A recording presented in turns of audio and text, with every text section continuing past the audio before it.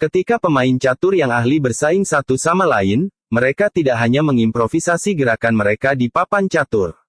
Mereka datang ke pertandingan dengan mempersiapkan strategi pembukaan catur.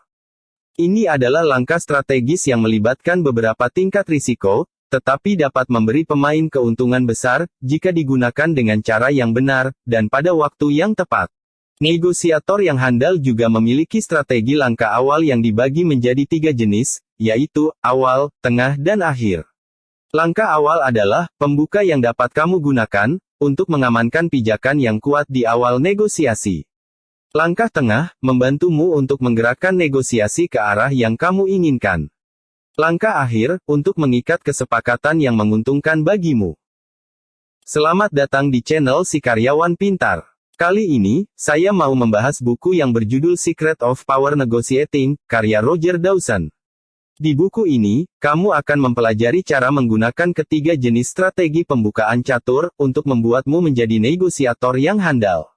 Saya merangkumnya menjadi 8 hal penting dalam buku ini. Chapter 1. Mintalah lebih dari yang kamu harapkan. Bayangkan kamu ingin membeli mobil baru. Harga yang diminta penjual adalah $18.000, dan kamu bermaksud menurunkannya menjadi $15.000. Untuk memulai negosiasi, kamu harus memasukkan penawaran awal. Apa yang harus kamu lakukan? Jawabannya adalah salah satu langkah awal, yang paling penting dari kekuatan negosiasimu, yaitu kamu harus meminta kesepakatan yang lebih baik daripada yang kamu harapkan. Jika kamu menawar langsung $15.000 di awal untuk mobil tersebut, kamu sebenarnya telah membuang kesempatan untuk menurunkan harga hingga $3.000, sebelum negosiasi dimulai. Kecuali jika ini adalah hari pertama si penjual bekerja, namun jika tidak, dia akan menolak berapapun angka yang kamu keluarkan, atau mungkin, kamu hanya mendapatkan penurunan harga sedikit atau sebagian dari yang kamu harapkan. Jarak antara dua posisi tersebut, menetapkan rentang negosiasimu, yaitu ruang antara kamu dan penjual untuk berkompromi. Semakin rendah penawaran awalmu, semakin luas jangkauannya. Jika kamu membuat penawaran awalmu cukup rendah, kisarannya akan sangat lebar sehingga harga targetmu akan berada tepat di tengah. Dan dalam hal ini, jika kamu dan penjual bernegosiasi untuk mencapai kesepakatan, maka kemungkinan kamu akan mendapatkan penurunan $3.000 seperti yang kamu inginkan. Itulah yang disebut bracketing, yaitu membuat penawaran awal, dengan mengubah harga targetmu menjadi titik tengah rentang negosiasi. Untuk jelasnya, kita bisa kembali ke contoh sebelumnya. Jika harga yang diminta penjual adalah $18.000 dan harga targetmu adalah $15.000, kamu akan membuat penawaran awal sebesar $12.000, atau $3.000 lebih rendah dari harga targetmu. Jika kamu berada di sisi penjual, kamu dapat mengikuti prinsip yang sama, hanya sebaliknya. Chapter 2. Langkah pertama negosiasi sangatlah penting. Meminta kesepakatan yang lebih baik daripada yang kamu harapkan itu penting, akan tetapi penerapan langkah pertama jauh lebih penting daripada itu. Kamu harus menggunakan langkah pertama, dalam menegosiasikan kesepakatan apapun yang melibatkan aspek uang, maupun aspek bukan uang. Misalnya, jika kamu membeli sebidang real estate, kamu mungkin meminta sejumlah besar revisi dokumen yang tidak realistis, dengan harapan, hanya sebagian kecil dari permintaanmu yang akan diterima oleh penjual. Atau langkah awal lainnya, misalnya bermain sebagai penjual yang enggan. Untuk melakukan ini, kamu harus berpura-pura kurang bersemangat untuk menjual produk atau layananmu. Jika kamu menjual properti, kamu dapat memberitahu calon pembeli bahwa kamu bahkan tidak yakin ingin menjualnya, karena properti itu memiliki banyak nilai sentimental bagimu. Ini adalah cara untuk mempersempit rentang negosiasi yang menguntungkanmu. Semakin kamu meyakinkan pembeli tentang keenggananmu untuk menjual, semakin kecil kemungkinan pembeli akan merendahkan harga awal penawaran awal, terutama karena pembeli tidak ingin membuatmu semakin tidak mau menjual. Demikian sebaliknya jika kamu adalah pembeli, bertindaklah seperti pembeli yang enggan. Kamu hanya perlu meyakinkan penjual, bahwa kamu tidak begitu tertarik untuk membeli propertinya, karena banyak opsi lain dengan harga terjangkau, yang bisa kamu pertimbangkan, selain propertinya. Ini mungkin menggoda penjual untuk menurunkan harga yang diminta, memperluas rentang negosiasi, yang akan menguntungkan kamu. Chapter 3. Bahasa tubuh dan bahasa verbal. Kekuatan negosiasi melibatkan gertakan yang cukup banyak. Kamu tidak benar-benar berharap untuk membeli perahu bekas seharga $10.000 menjadi seharga $5.000. Kamu hanya menggunakan penawaran itu sebagai cara untuk memperluas jangkauan negosiasi dan mengunci harga targetmu yaitu $7.500. Apalagi, pemiliknya sebenarnya tidak segan-segan untuk menjual perahunya, karena dia hanya berharap kamu akan membuat penawaran yang lebih baik. Hal yang sama berlaku untuk langkah awal lainnya yaitu tersentak. Untuk melanjutkan dengan contoh yang sama, ketika pemilik kapal mengusulkan harga jual awalnya sebesar $10.000, kamu harus bersikap kaget karena dia mengusulkan angka sebesar itu, walaupun jika itu sebenarnya masuk akal. Jika kamu adalah pemain yang cukup handal, dan pihak penjual adalah negosiator yang buruk, kemungkinan dia merespon dengan segera menurunkan harga permintaannya. Bahkan jika kamu tidak seberuntung itu, kamu masih mengkomunikasikan bahwa harganya tidak dapat kamu terima, dengan cara yang jauh lebih meyakinkan daripada kata-kata saja. Sebaliknya, jika kamu tidak tersentak atau memiliki reaksi mendalam terhadap tawarannya, pemilik mungkin menafsirkan bahasa tubuhmu adalah netral. Itu berarti harganya tidak terlalu tinggi bagi kamu, bahkan jika kamu mengklaim sebaliknya. Ini mungkin akan membuatnya melihat kata-kata dan tawaran balasan kamu hanyalah gertakan yang mendorong untuk lebih dekat dengan harga yang kamu minta. Ya, bahasa tubuh penting dalam negosiasi, tetapi kata-kata bisa sama kuatnya. Langkah berikutnya ini melibatkan penggunaan frase kata sederhana. Ini disebut sebagai teknik catok. Untuk menggunakannya, biarkan rekanmu membuat penawaran awal. Sebagai tanggapan dan dengan suara tenang, kamu harus berkata, Anda harus melakukan lebih baik dari itu. Langkah selanjutnya adalah miliknya. Inti dari langkah ini adalah untuk mengembalikan bola negosiasi di tangan rekan kerjamu. Jadi biarkan itu tetap di sana, sampai dia melakukan sesuatu dengannya. Jika dia adalah seorang negosiator pemula, maka kemungkinan dia akan merespons dengan tawaran yang lebih baik. Ini akan meningkatkan jangkauan negosiasimu, bahkan sebelum kamu membuat tawaran balasan. Tetapi, jika dia seorang negosiator yang cerdas, dia akan langsung membalasmu dengan bertanya, seberapa jauh lebih baik yang harus saya lakukan tepatnya. Sekarang kamu harus menentukan harga, yang akan menentukan kisaran negosiasi. Chapter 4. Tolak selalu tawaran awal. Sekarang kita akan melihat langkah awal yang terakhir. Jika kamu membeli atau menjual sesuatu, dan orang lain adalah pihak pertama yang mengajukan harga, alasannya jelas di sini, yaitu kamu bisa mendapatkan harga yang lebih baik, dengan melakukan penawaran balik, dan bernegosiasi lebih lanjut. Tetapi bagaimana jika kamu yang menerima tawaran balasan awal? Dan bagaimana jika harga penawarannya tampak menarik? Kecenderungan kamu mungkin akan menerimanya. Jangan. Mengapa kamu tidak boleh melakukannya? Bayangkan kamu membeli mobil bekas dari seorang kenalan. Kamu menanyakan harganya. Dia mengatakan $5.000. Kamu ingin membayar $4.000, jadi kamu membalas dengan menawarkan $3.000. Dan kemudian, tanpa ragu-ragu, pria itu berkata, baiklah, terjual. Itu semua adalah milikmu. Di atas kertas, ini terdengar seperti alasan untuk perayaan. Kamu baru saja mengalahkan targetmu sebesar $1.000, tanpa harus benar-benar bernegosiasi. Namun, pada kenyataannya, bel alarm pikiran kamu akan berbunyi, karena jika dia secepat itu menjual mobilnya kepadamu, dengan harga hampir setengah dari harga yang diminta, mungkin ada yang salah dengan itu. Kamu juga akan frustrasi dengan diri sendiri, karena tidak mendorong keberuntunganmu lebih jauh.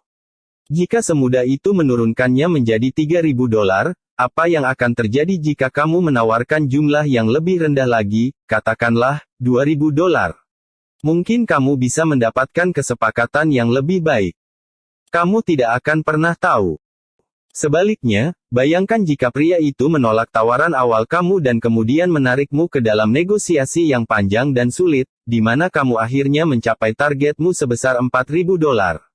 Kamu akan membayar $1.000 lebih banyak daripada skenario sebelumnya, tetapi kamu mungkin akan merasa lebih puas dengan hasilnya. Dengan tidak mengalah pada harga tanpa perlawanan, pria itu akan membuat mobil itu tampak lebih berharga, dan dia akan membuat kamu merasa bahwa kamu tidak bisa mendapatkan kesepakatan yang lebih baik darinya. Dalam negosiasi yang ideal, kedua belah pihak meninggalkan meja perundingan dengan perasaan seperti mereka menang. Tetapi pihak lain tidak akan merasa menang, jika kamu tidak melakukan perlawanan. Dengan mengingat hal itu, kamu harus selalu menolak tawaran pertama, bukan hanya untuk kepentinganmu sendiri, tetapi juga untuk pihak lain. Chapter 5. Barter pertukaran. Sekarang kita sudah mulai masuk fase tengah negosiasi, yaitu tentang membuat konsesi yang cerdik. Ini membawa kita ke salah satu kunci sukses di fase tengah negosiasi yaitu barter pertukaran. Ini bermuara pada aturan, jangan pernah membuat konsesi tanpa meminta imbalan. Misalnya, bayangkan kamu menjual rumah, dan pembeli bertanya apakah dia dapat memindahkan beberapa perabot ke garasi sebelum mengambil kepemilikan propertimu. Walaupun garasi kosong dan kamu tidak peduli tentang hal itu, tetapi kamu tidak ingin memberikan konsesi ini tanpa meminta barter pertukaran. Apa yang harus kamu minta sebagai balasannya? Itu situasional tergantung kondisi. Daripada mengusulkan sesuatu sendiri, biarkan pihak lain mengusulkan sesuatu untukmu. Tanyakan saja, jika saya dapat memberikan apa yang Anda minta, apa yang akan Anda berikan sebagai balasannya? Dengan cara ini, kamu menempatkan bola di tangannya. Dan siapa tahu, mungkin dia akan merespons dengan mengusulkan sesuatu yang jauh lebih besar dari yang kamu harapkan. Itu membawa kita ke alasan pertama, mengapa kamu harus selalu meminta barter pertukaran.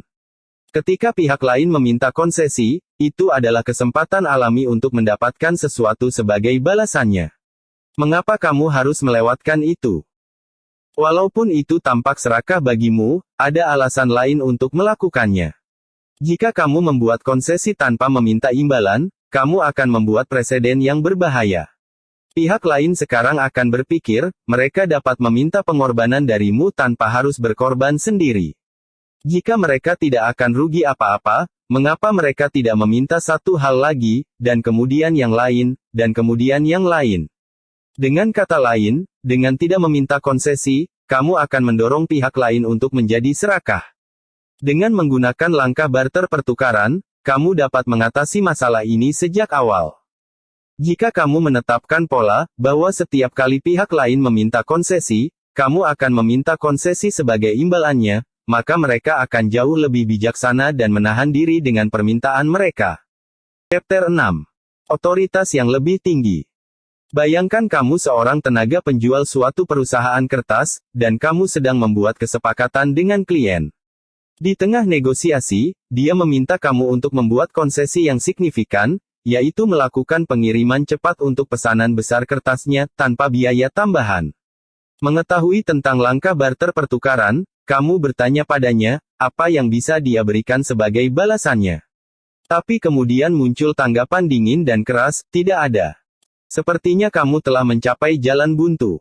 Jadi apa solusinya? Sekarang adalah saat yang tepat untuk menggunakan langkah tengah lainnya, yaitu otoritas yang lebih tinggi.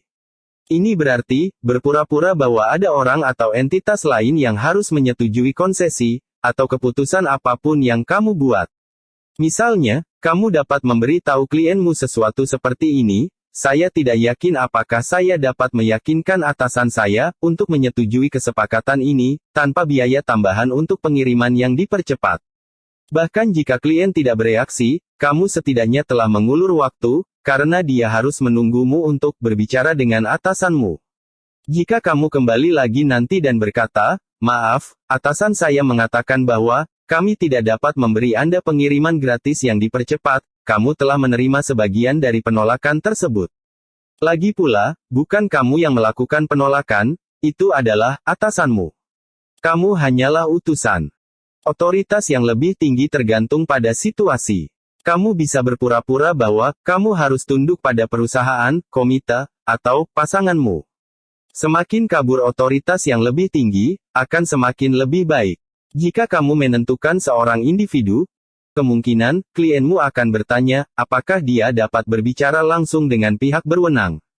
Kamu menampilkan dirimu sebagai perantara yang diperlukan. Bahkan, lebih dari sekadar pembawa pesan, kamu bahkan dapat menggambarkan dirimu sebagai sekutu klien dalam kaitannya dengan otoritas. Misalnya, Kamu dapat mengatakan, saya benar-benar mencoba meyakinkan atasan saya untuk memberi Anda pengiriman cepat gratis, tetapi mereka tidak mau menyetujuinya. Apa yang bisa kita berikan sebagai balasannya? Saya ingin menemukan cara untuk membuat ini berhasil. Perhatikan bagaimana kamu sekarang menghadirkan otoritas sebagai penghalangmu. Dengan cara ini, kamu menghindari konsesi gratis dan membangun niat baik pada saat yang sama. Chapter 7. Jika negosiasi macet. Katakanlah kamu berada di tengah-tengah negosiasi penjualan, dan kamu telah melakukan semua langkah, tetapi tidak ada yang berhasil. Klienmu masih menuntut pengiriman cepat gratis untuk pesanan kertas kantornya. Sekarang sepertinya negosiasi telah benar-benar menemui jalan buntu. Bagaimana kamu mengatasinya? Jika ini sudah benar-benar buntu, salah satu opsi adalah membawa pihak ketiga untuk memberikan perspektif dan solusi baru. Pihak ketiga adalah seseorang yang netral, seperti mediator atau arbiter profesional. Tetapi bisa juga seseorang yang dapat memainkan peran sebagai perantara, bahkan jika dia secara teknis berada di pihakmu. Misalnya, sebagai tenaga penjual, kamu dapat menghubungi manajermu. Kata-kata perantara atau pihak ketiga, mungkin lebih berbobot bagi pihak lain daripada kamu. Mungkin alasan klienmu terus bersikeras pada pengiriman gratis adalah karena dia tidak mempercayaimu, ketika kamu mengatakan itu tidak bisa. Mungkin dia mengira kamu hanya mencoba meningkatkan komisimu. Akan tetapi perkataan tidak dari manajermu, mungkin terdengar jauh lebih terpercaya. Tetapi bagaimana jika pihak ketiga malah mendukungnya? Dan bagaimana jika itu tentang sesuatu yang benar-benar tidak dapat kamu terima? Jawabannya adalah salah satu rahasia paling penting dari negosiasi kekuasaan, yaitu bersiaplah untuk meninggalkan kesepakatan. Salah satu cara sederhana untuk melakukannya adalah dengan memperjelas dan menyampaikan secara sopan, bahwa kamu memiliki opsi alternatif. Misalnya, kamu dapat menyebutkan ada calon klien lain yang ingin membeli produkmu ini, namun tidak perlu membuat kesepakatan khusus ini dengannya. Menolak dan meninggalkan kesepakatan adalah salah satu cara paling efektif untuk memperkuat tanganmu sebagai negosiator. Jika pihak lain merasa bahwa kamu memilikinya, dan dia benar-benar ingin membuat kesepakatan, maka dia akan enggan mendorongmu terlalu jauh dan merusak kesepakatan, karena satu konsesi. Namun, jika dia merasa kamu tidak mau pergi, maka dia akan cenderung untuk tetap berpegang pada permintaannya, dan mendorong keberuntungannya.